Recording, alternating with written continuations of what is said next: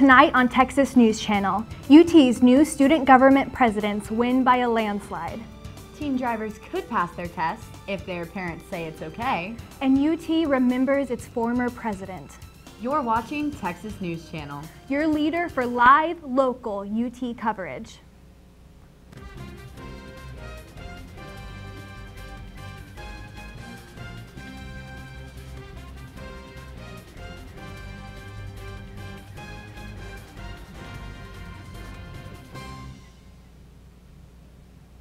Good evening and welcome back to Texas News Channel. For Monday, March 11th, I'm Donya Allen. And I'm Faith Osterberg. Thank you for tuning in. So, South by is here and traffic stinks. Do you have any South by plans this week? How did you know? After midterms this week, I'm definitely going to need a nice South by Southwest trip to take my mind off of it and start my spring break. Same, exactly.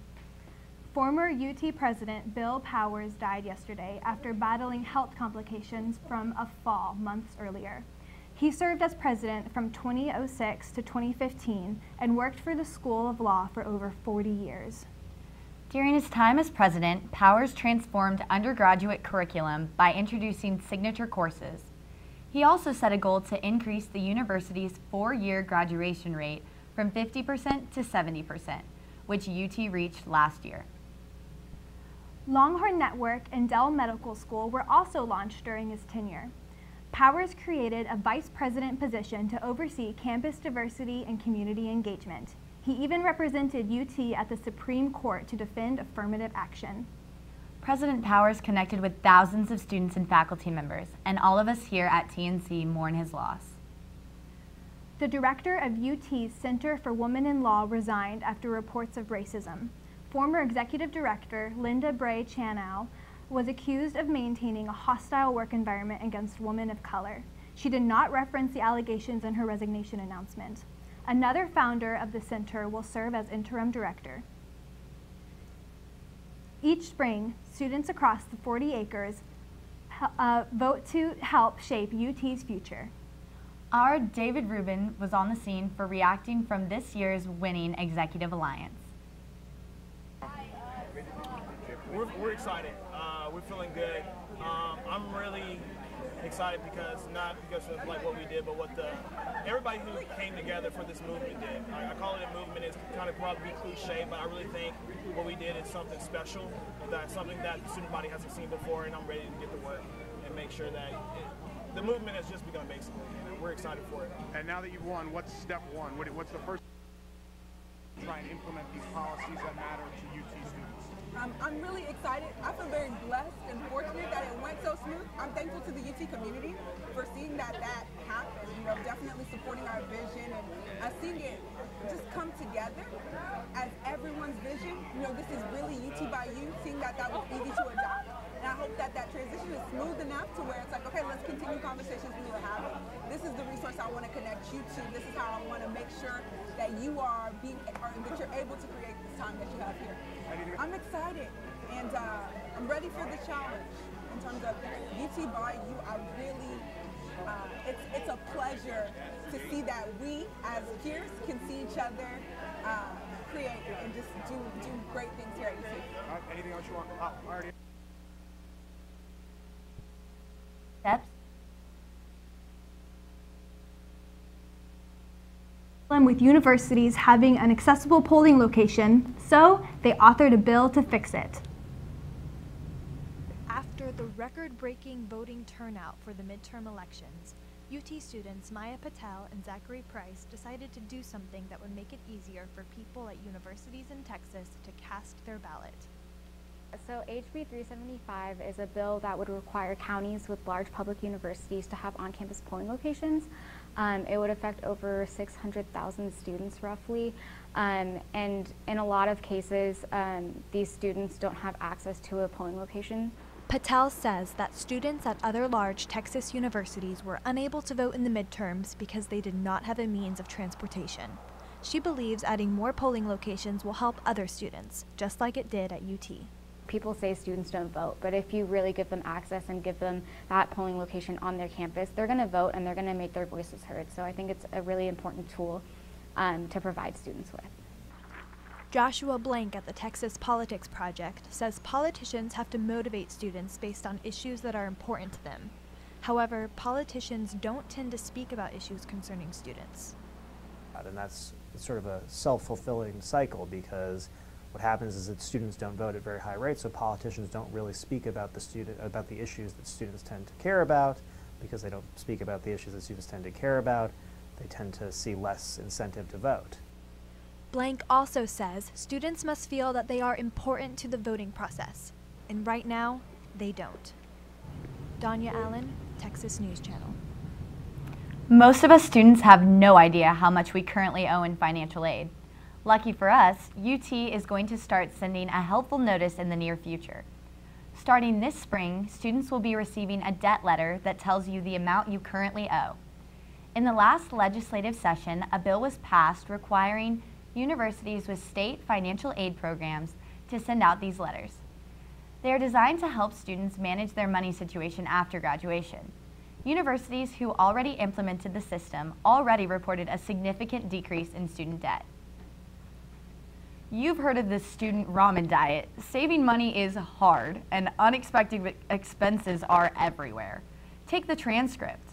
But thankfully, a bill has been proposed that would decrease the $20 fee if passed. Public universities in Texas will not be allowed to charge more than $10 for a transcript. The Austin Police Department released its 2018 racial profiling report. The report says police made 20,000 fewer traffic stops than in 2017 because of recalled police cars with carbon monoxide issues. This only left 2 officers per car for a period of 5 months. It also found that white drivers are pulled over the most.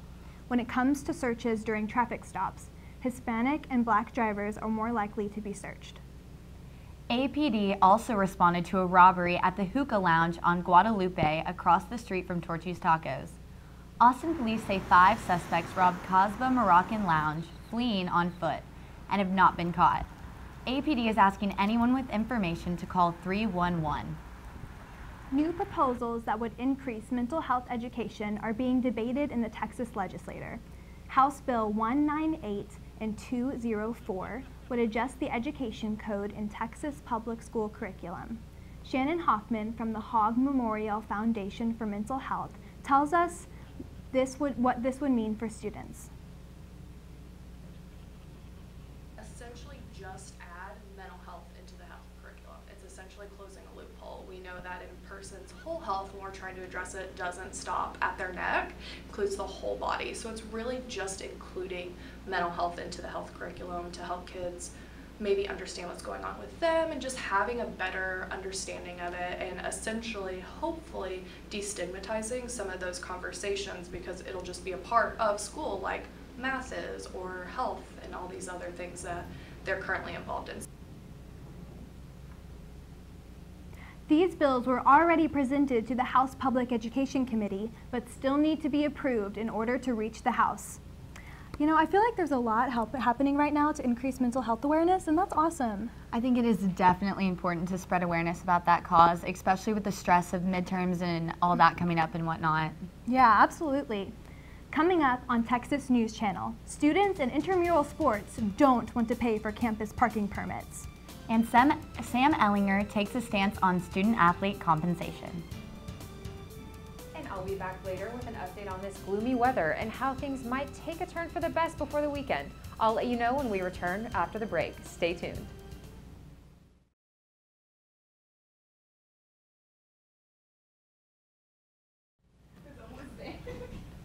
Earlier this semester, we talked to you at home about Governor Greg Abbott's priorities for this session's legislature. Education lands at the top of the governor's list, and so far, both the House and the Senate have proposed 2 different plans. Joining us in the studio tonight is Tower Talk's political correspondent, Bria Bolden. Thanks for being here, Bria. Thank you for having me. So, walk us through these 2 different bills. All right, well, let's go. Well, the Senate introduced a few bills, and one of them gives teachers and librarians a $5,000 pay raise. However, that does not include administration officials and custodians. The House, on the other hand, filed HB 3, which seeks to raise pay for more than just teachers. It includes more faculty and school district employees. All right, that's interesting. So what else are they talking about? Well, there's more when it comes to education. The education bills they filed aim to fund a full day at pre-K, increase funding for low-income students, and increase money for teacher merit pay. House Speaker Bonin feels that HB 3 addresses more issues like school recapture rates and property taxes. He believes the Senate's proposal is barely more than just a pay raise. Recapture rates, or Robin Hood policies, by the way, take money from wealthier school districts and give it to the state to be given among less wealthy districts. So Bria, do you think any of these bills will pass? Well, I can say I think education is a really big deal across the country, not just here in Texas. But for a big example, there was a protest at the Capitol today for teachers to get a higher pay raise. So I definitely think it's on the minds of legislators, and we'll definitely be talking about it soon on Tower Talks. Well, thank you, Bria. Thank you. Texas Representative James White filed House Bill 409, which may change the way teen drivers get their license. If the bill passes, drivers under the age of 18 can have their parents administer the driving test. The Texas Professional Driver Education Association opposes the legislation, saying parents are not trained instructors. We went out to ask UT students what they thought about this change.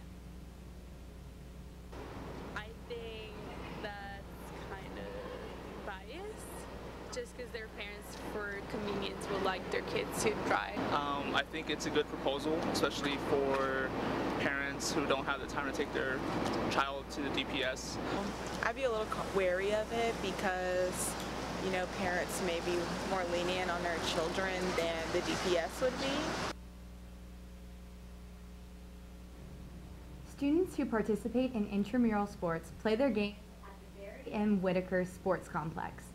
However, if they plan on driving to games, students must have a valid UT parking permit to park in the lot. UT Parking and Transportation added pay-to-park machines to accommodate students without parking passes, but some players say parking is not their priority before a game. Intramural games are a way for students to get away from the stresses of college. However, students have to worry about paying for parking. I feel super annoyed having to park. I come here twice a week, so it builds up and you have, you know, all your other college expenses and you come and play for fun. It's something associated with the university, so having to come here all excited and then having the burden, oh my gosh, I have to pay for parking too. It's just super annoying. Students have always needed the UT parking pass to park in the lot, and in 2017, the pay-to-park option was added to accommodate students who don't already have a pass. It sucks. I personally had to pay like $600 for the permit already, so that sucks. And then I just come out here to have a good time, and they just pile on the debt. For UT students who don't have a valid parking pass, their only other options are rideshare apps or street parking. However, there's a very limited amount of spots close to the fields. My friends can't park there. They have to park all the way down there and run like 2 miles to get here, so it's like double exercise. Students have to plan ahead and arrive early to make sure they have enough time to pay, park, and get inside before they are penalized for tardiness. The whole parking lot is pretty big, so when you park and you're nervous about getting a ticket, you always have to pay for parking. So at least 15 minutes ahead of time, which can be spent, you know, warming up, doing other things that are way more beneficial. Mason Carroll, Texas News Channel. Former UT quarterback Vince Young was fired from his part-time position as a development officer. In a letter, UT officials stated they fired Young for, quote, not demonstrating significant improvement in his job performance and failing to maintain standards acceptable to the university. Young began receiving warnings back in 2017. However, he continued his poor job performance by failing to communicate with his supervisors and not showing up to work. A bill that would allow student athletes to be paid is going to be introduced to Congress next week. UT quarterback Sam Ehlinger announced his support for the bill on Twitter. Ehlinger compared playing football to an unpaid internship and talked about how risky it is being a student athlete. Well, I have been really enjoying this little taste of spring that we've been getting. I really hope that it stays warm and sunny. It's been so nice, but you know, I'm not really looking forward to the weather we're going to get in the next couple days. Oh no. The rain. Let's see what Hal has for us in the Weather Center. Hal? Thanks, Donya.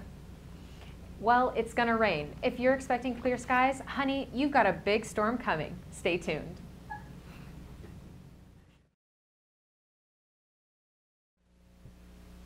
Welcome back. After a beautiful weekend in Austin, clouds will linger in the coming days with chances of thunderstorms through Wednesday night. Tonight is looking rainy and wet with a 50% chance of precipitation and a low around 60 degrees. Tomorrow we expect to see a high of 76 and a low of 62 with wind gusts up to 25 miles per hour with a 30% chance of rain.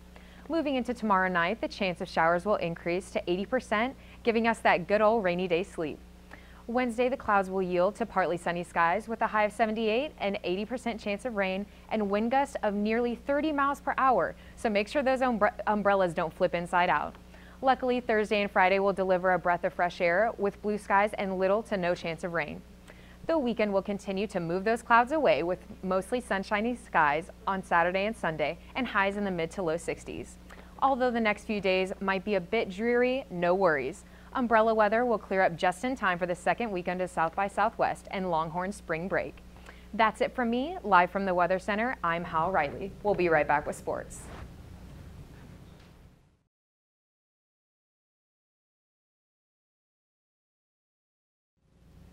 Welcome back. This evening, we are joined by Clark Dalton, who's going to talk about what Texas men's basketball is up to. Thanks for having me on. It was a tough weekend for the men's basketball team. The Longhorns took on the TCU Horned Frogs in Austin on Saturday. Let's head down to the Frank Irwin Center for the highlights. And it's senior day. You see Dylan Ozentowski and Kerwin Roach getting honored, but Allen Robinson gets off to a fast start for TCU with the layup, but Texas is using that crisp ball movement as they get it inside to Jackson Hayes, and he's going to use that little hook shot off the glass to get it in. Then Matt Coleman's going to keep fighting back to the Horns with a splash from three. TCU is racing down the floor, and Desmond Bain, you're going to hear that name much more later, gets a layup. Texas keeps fighting. Elijah Meacher pulls up from the elbow and sinks it in. Then J.D. Miller with a long three, and you're going to see more of Miller here as Ozentowski goes up with it. Ramey gets the rebound, and Miller sends it in the stands. But Jackson Hayes has a ferocious dunk to give the Longhorns back some momentum. But Desmond Bain was nearly unstoppable. He had 34 points in this game. They hit up Hayes, but it is too little, too late for Texas as they fall 69-56. Texas now heads to Kansas City for the Big 12 tournament. This Thursday, the Horns will face the Kansas Jayhawks in the first round. Thank you, Clark. So at the start of Saturday's game, Texas kept it close, but the Horned Frogs took command in the second half. What did Texas need to do to close out the regular season with a win? Well, Texas just didn't get the stops necessary because TCU built a 13-point lead at halftime, and at that point, the game was basically gone. The Horns now head into the Big 12 tournament this week and possibly the NCAA tournament next week. How do you see Texas doing in these upcoming tournaments? I hate to have a negative outlook, but I think we're going to lose. Texas is going to lose to Kansas, and they will lose in the first round of the NCAA tournament. Thanks for coming on, Clark. Let's head over to Mercedes to see what's new in Hollywood. Mercedes? Thanks, Donya. Coming up next, new happenings in the media world, and South by Southwest gets a bit of political start. We'll be right back for your entertainment news.